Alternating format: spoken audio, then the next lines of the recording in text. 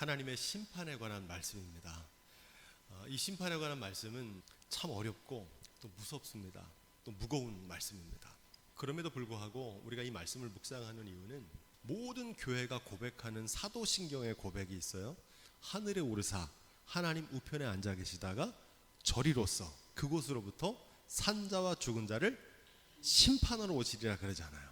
우리의 신앙의 고백을, 그 사건을 증거하는 말씀입니다. 심판은 무겁고 무서운 거지만 이 심판을 통해서 구원의 참된 의미를 깨닫는 지혜가 있어야 될 줄로 믿습니다.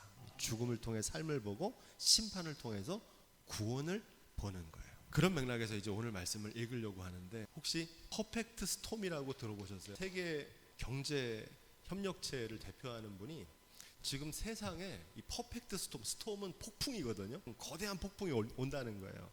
전쟁, 기후변화, 그리고 전염병, 경제 위기와 또 식량 위기, 그리고 가뭄과 기근으로 인해서 이런 위기가 큰 폭풍처럼 찾아온다는 거예요. 우리도 피부로 좀 느끼시죠? 이 기후 위기가 코앞에 닥쳤는데 돌이킬 수 없는, 회복될 수 없는 임계점에 다다르는 것을 티핑 포인트라고 합니다. 왜 오늘 이 두 가지 기후에 대한, 환경에 대한 얘기를 먼저 말씀을 드리냐면, 요한계시록 8장은 공교롭게도 하나님께서 땅과 바다와 강과 하늘, 우리가 살고 있는 이 세계를 심판하시는 장면이에요.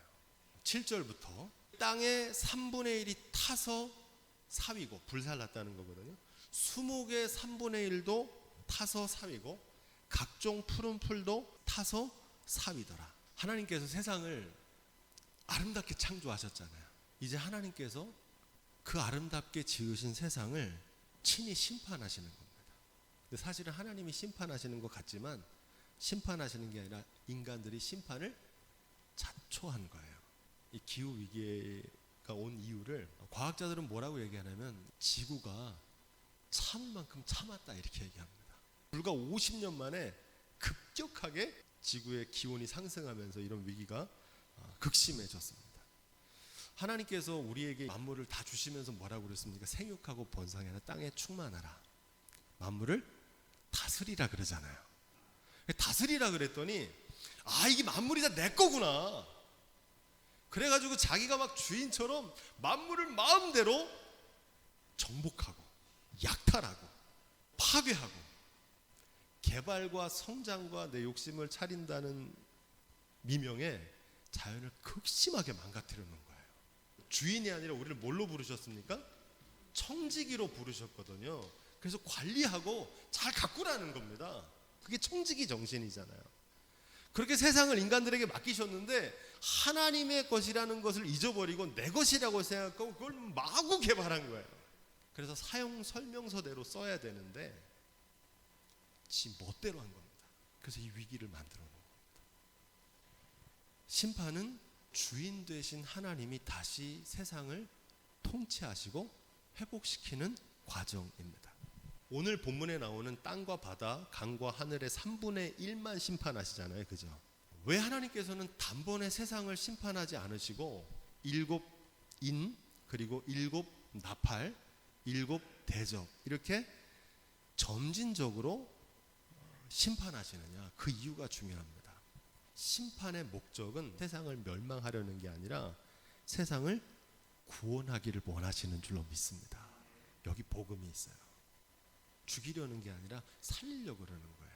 요한복음 3장 17절에 나와요. 하나님이 그 아들을 세상에 보내신 것은 세상을 심판하려 하심이 아니요 저로 말미암아 세상이 구원을 받게 하려 하심이라. 한 사람이라도 돌이키고 회개해서 살 길을 열어주시기를 원하시는 줄로 믿습니다. 요한계시록의 말씀을 보면 이 심판의 장면이 나온 다음에 또 어떤 장면이 나옵니까? 하나님의 백성들을 구원하는 장면이 나와요. 마침내 구원의 영광으로 마치게 됩니다. 자, 그래서 무서운 심판과 재앙 속에서도 하나님의 구원의 메시지를 발견할 수 있는 지혜가 있기를 주님의 부탁을 드립니다. 첫 번째 나팔을 불 때 이 피 섞인 우박과 불이 나는데 그게 어디 쏟아졌다 그래요? 땅에 쏟아졌다.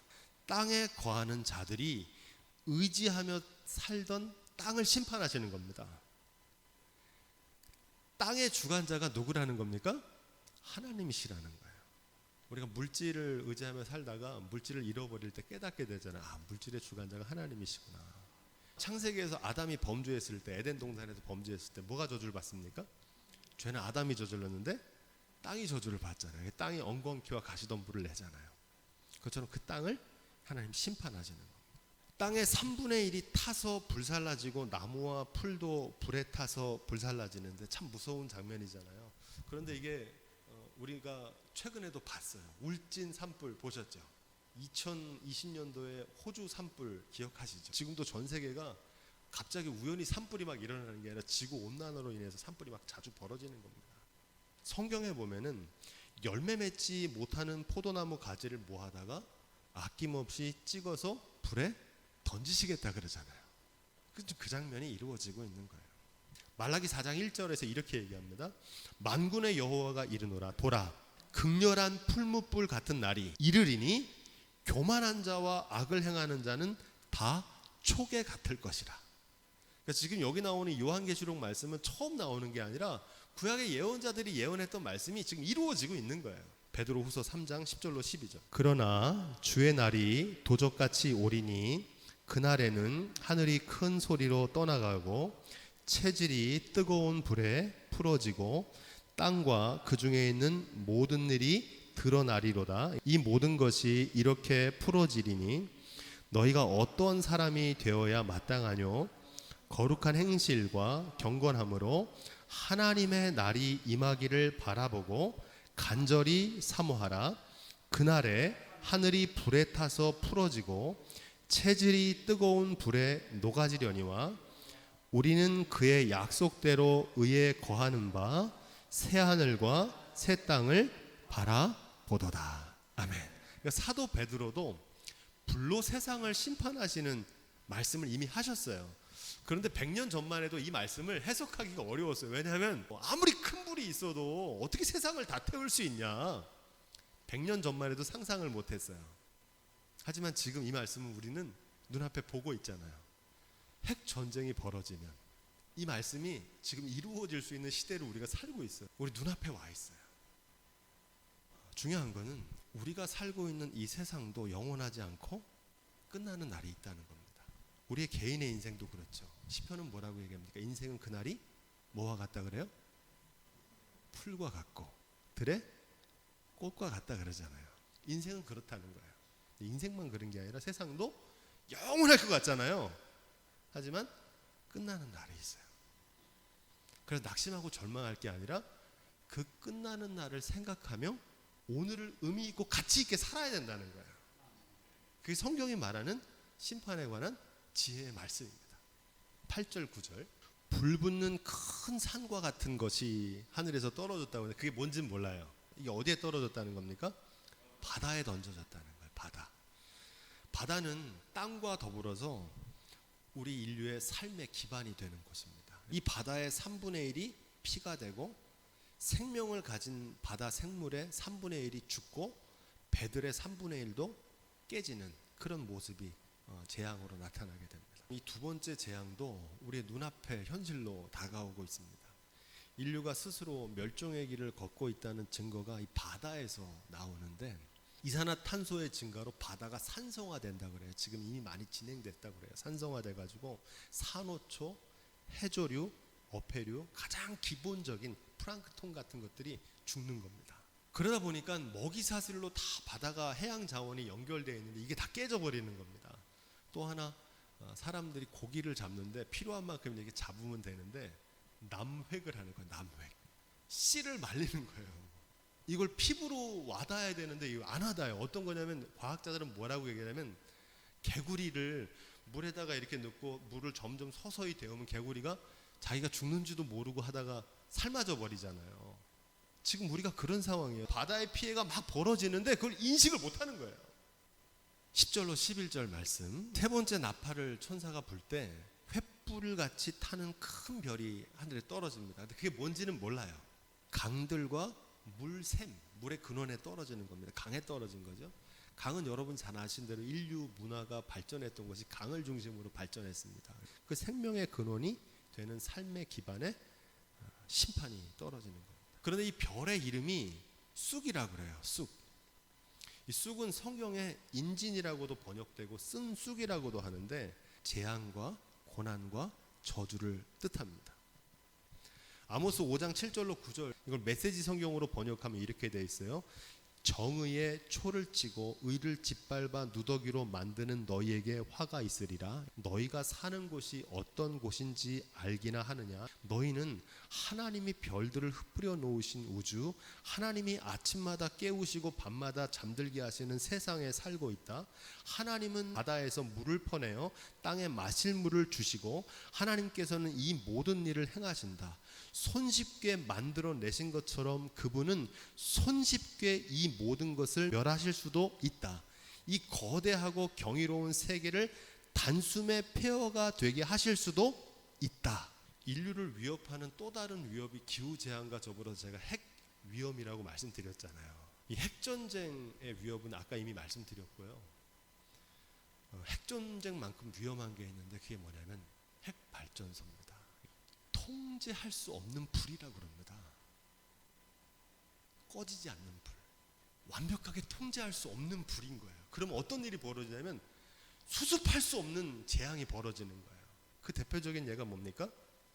1986년 4월 26일 우크라이나 지금 전쟁이 벌어지고 있는 키이우라고 하는 지역 체르노빌이라고 하는 곳에서 이 핵발전소 사고가 납니다.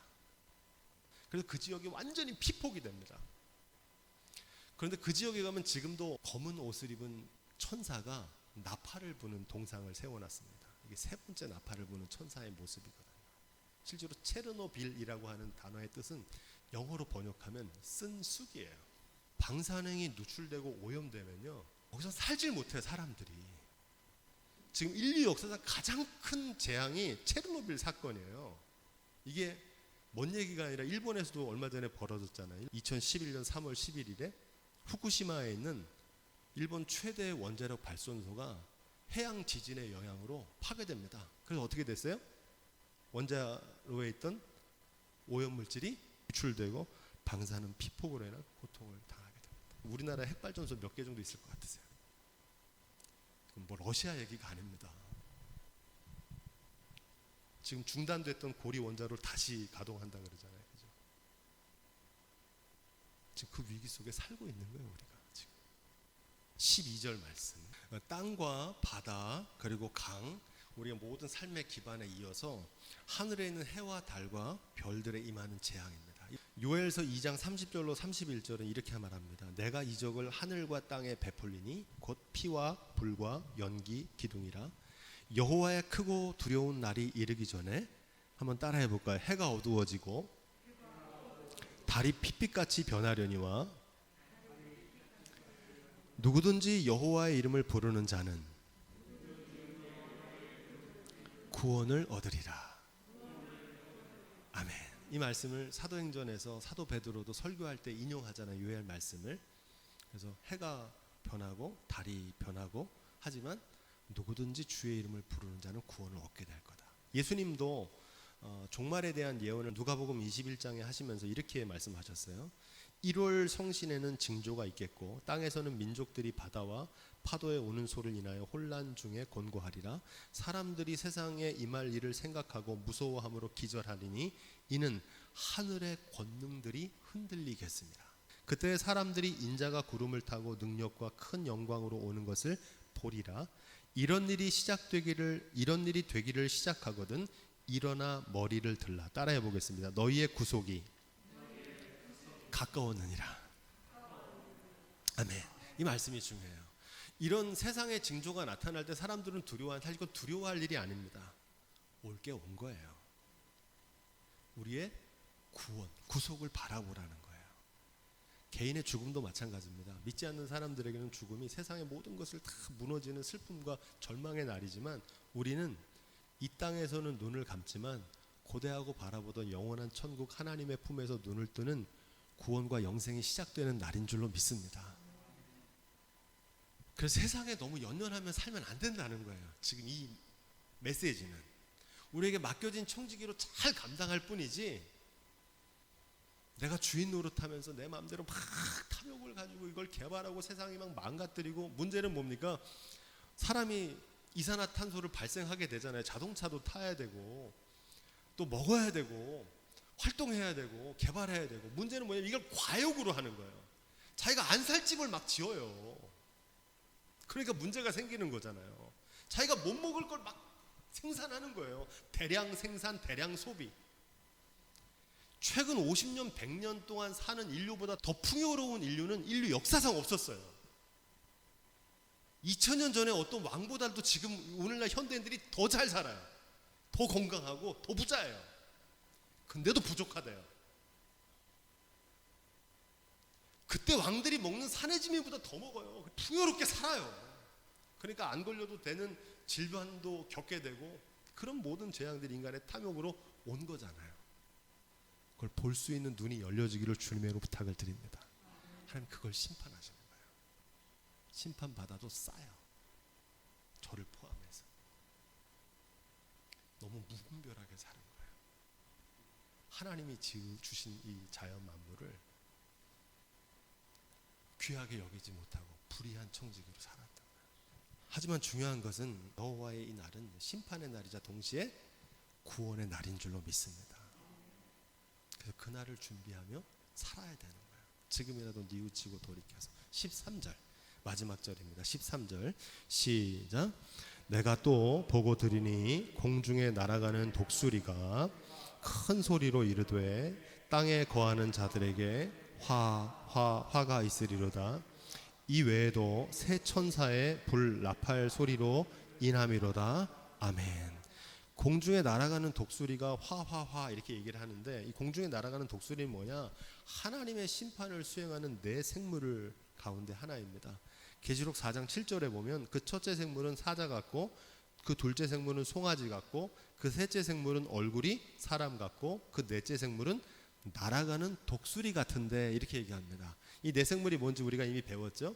하나님의 심판을 수행하는 천군과 천사라고 배웠잖아요. 그 천군과 천사 가운데 하나가 독수리같이 날아가는 그 천군 천사가 명령하는 겁니다. 이 천군 천사가 누구를 심판한다고 그럽니까?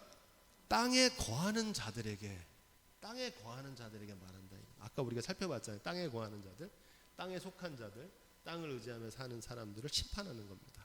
그러면서 뭐라 그러냐? 화가 있으리로다. 나머지 세 가지 재앙이 나오는데, 지금 네 번째 재앙이고, 이어서 다섯 번째, 여섯 번째, 일곱 번째 재앙이 나옵니다. 제가 성경 어려운 말씀 많이 읽어봤지만 이렇게 어려운 말씀 처음 봤어요. 앞으로 나오는 말씀은 미리 다 준비하고 있는데, 제가 지난주에 평택 북지방 부흥성회 강사로 갔다 오는 동안 이 말씀도 한 주간 더 묵상할 기회가 있었잖아요. 지난주 우리가 못 모였으니까. 근데 참 어려웠어요. 오늘 말씀도. 근데 다음 말씀은 더 어려워요. 그리고 더 무서워요. 무적행에서 뭐가 나와가지고 사람들을 막 죽여요. 오늘 처음 시작했던 이 지구온난화에 대한 얘기로 마치려고 하는데요. 이 지구온난화의 원인은 이산화탄소가 과다하게 배출되는 겁니다. 사람들이 뭐 자동차 배기가스만이 아니고 아까 말한 가축 사육으로 인한 메탄가스도 굉장히 심해요. 온실효과, 기후변화와 기후재앙으로 지금 생태계 파괴, 인류가 거주하는 이 인류가 멸종하기까지 얼마 남았는가. 그걸 아까 뭐라고 그랬습니까? 티핑 포인트라 했잖아요. 티핑 포인트. 제가 얘기하는 게 아니라 과학자들이 하는 얘기예요. 과연 언제쯤이면 이게 올까?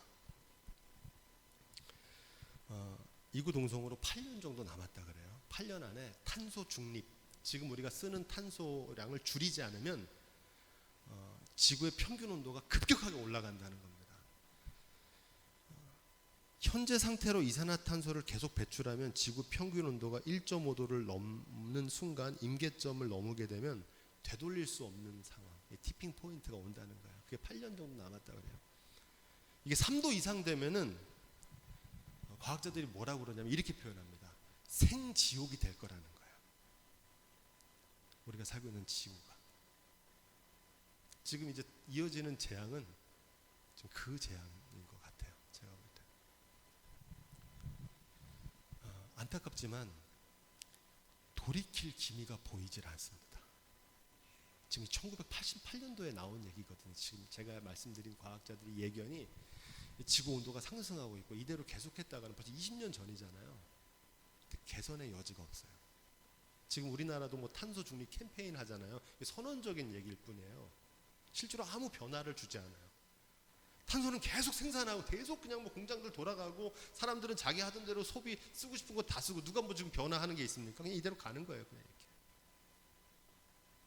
지금 정부에서 코로나 자금을 오늘 신문을 보니까 코로나 자금을 다 이제 줬잖아요. 그건 좋은 일인데 그 자금이 어디서 나온 거냐면 이 기후 위기 대응으로 마련했던 예산에서 빼다가 지금 사람들을 줬다는 그 보도가 나오더라고요. 뭐 급하니까 먼저 썼겠죠. 근데 지금 이 기후 위기에 대해서는 아무도 관심이. 뭐 세계 뭐 파리 기후 협약으로 모여가지고 뭐 언제까지 줄이자 뭐 선진국들이 결의하고 대통령들이 하는데 사람들의 일상에 변화가 있습니까? 못 느껴요. 그래서 심판이 오는 겁니다. 계시록 9장 20절 이 모든 7 나팔 재앙이 끝난 다음에 마지막 결론이 이렇게 돼 있어요. 한번 다 찾아보죠. 이거로 말씀 마치겠습니다. 9장 20절이에요. 앞으로 우리가 읽은 화화화 해서 이제 7 나팔 재앙이 7번째까지 끝나는데 그 다음에 어떤 일이 벌어지냐면 9장 20절입니다. 오늘 읽은 이 말씀이 쭉 결론이 되거든요.